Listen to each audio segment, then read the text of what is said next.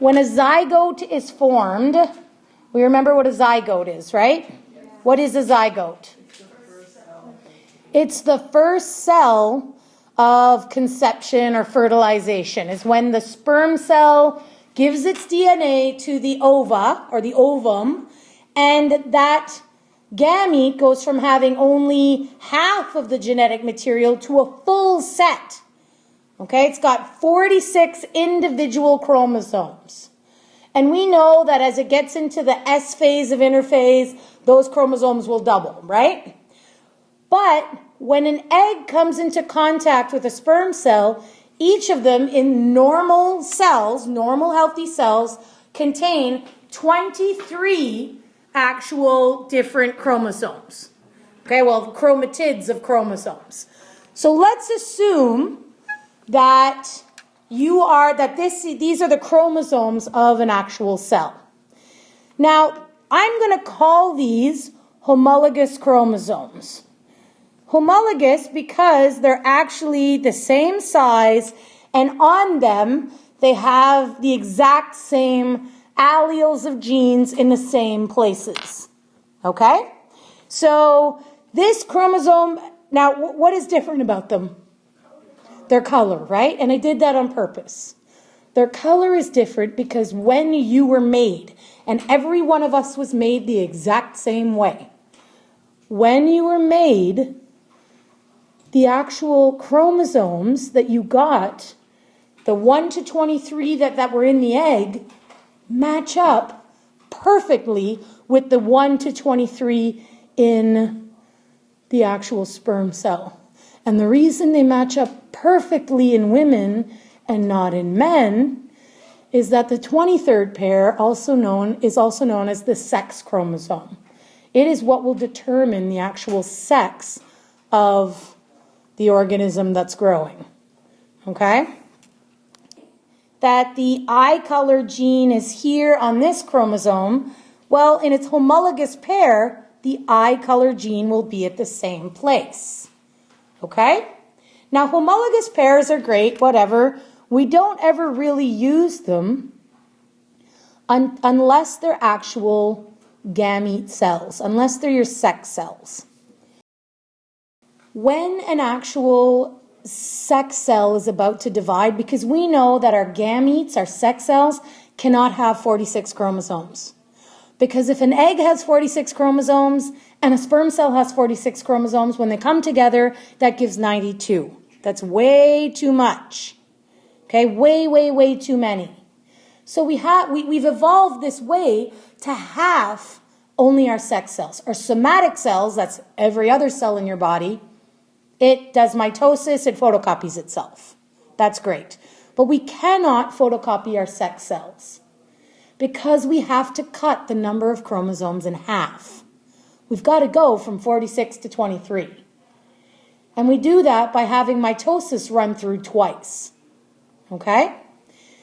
But here's the cool thing about it, is that when in sex cells, they know that they're about to divide so that you can make an egg or an ovum, or males can make sperm cells. What happens in these sex cells is something called synapsis, where all of the homologous pairs line up. So chromosome 1 that you originally got from your mother will find chromosome 1 that you originally got from your biological father. Okay? The same for chromosome 2, 3, 4, 5, 6, 7, 8, all the way to 23. Now, if you're a boy, the X and the Y chromosome will pair up, just because there's nobody left. They're kind of the last to be picked at dodgeball. Okay, so they just end up together.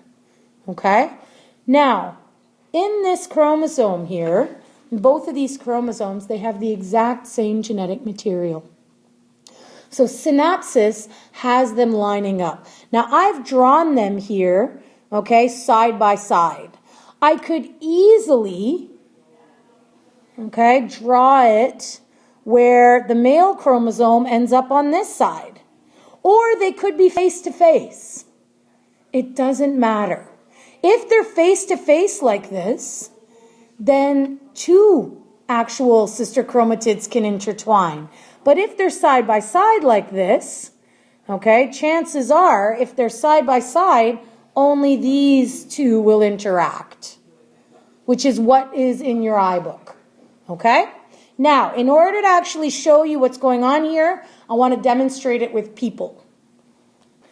So the second thing that happens, once the homologous pairs find one another, they intertwine.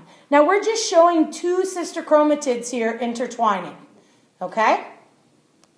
And what's going to end up happening here is they're actually going to swap DNA. So this chunk, okay, right here, is going to get cut off and actually get swamped. So that we end up being left with, and actually let's just, there. Let's be left with this. Once they actually swap,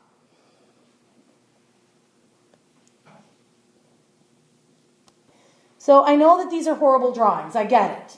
But what I want to illustrate to you, though, is that by synapsing, by coming together and crossing over, intertwining, we break off segments of DNA and they get swapped one to the other. So that the end result is a chromosome that you did not get from your biological mother, and a chromosome that you did not get from your biological father. It is a combination that is unique, that you created in this instance. And that is why one of these are going to end up in your actual ovum, and that is why any offspring you ever have might be similar to your biological parents, but it's just that. It's a similarity. Okay? It is a unique mix of DNA. And if you think that any one of these synapses or these crossovers produces a new mix every time, that's what accounts for genetic diversity. That's why you don't look exactly like your siblings. But you have some similar characteristics because you both come from the same place. Okay, if you both have the same biological parents, you have the same basic blueprints in you. You've just switched them up a little. Okay? Now, once they intertwine, all right, we call that crossing over. Is what we call recombinant DNA. Okay? Recombination is where that comes from. It's a new combination than what was there before. All right? So that last section is called recombination.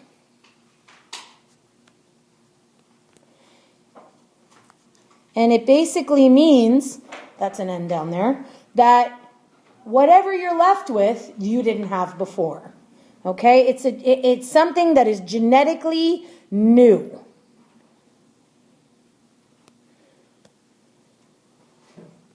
There we go. It's a little bit of a piecemeal, but I make my point. Okay? And then we have the other ends of the chromosome here. And this guy and his other half. Okay? So this is what accounts for sexual diversity. This happens very early in the stages of meiosis. It happens actually at the really beginning of meiosis 1. Okay? Because we have to have all of this DNA separated and divided and mixed up and whatever before we actually go about cutting it up and partitioning it into different actual gametes. Because every mother cell with 46 chromosomes is going to give rise to 4 potential gametes. Okay? Each with one of the chromatids from that homologous pair. So one gamete gets this guy, one will get this guy, one will get this one, and one will get this one. So if recombination occurs in a variety of different ways, you have so many possibilities. And even in that batch of actual gametes, no two gametes are identical. This only happens in what cell? This only happens in your reproductive cells.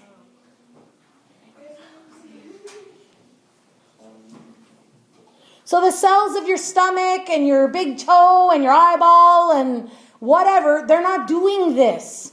This is only in your ovaries. Okay? And in males, it's only in the testes. Nowhere else does crossing over happen like this. Okay? Everywhere else does mitosis. It's only the sex cells that do meiosis.